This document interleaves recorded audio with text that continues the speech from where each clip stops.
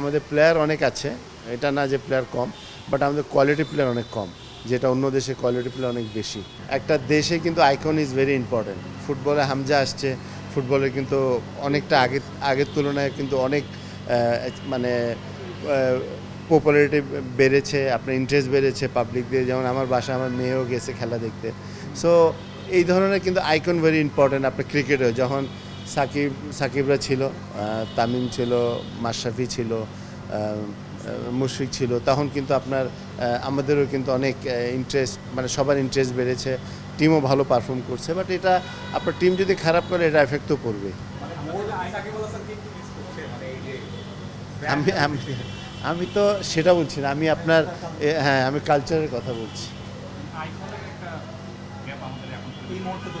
হ্যাঁ, কারণ আইকন তো হয় কি, মানুষরা কিন্তু খেলা দেখে যাকে পছন্দ করে ওর খেলা দেখে, এবং সে যদি পারফর্ম না করে তাহলে নিরাশ হয়ে যায়।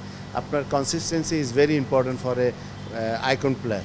যে বড় বড় যারা প্লেয়ার আছে দেখেন ওরা ম্যাক্সিমাম ম্যাচে পারফর্ম করে, সেই যে জিনিসটা আমরা এখন করতে পারছি না।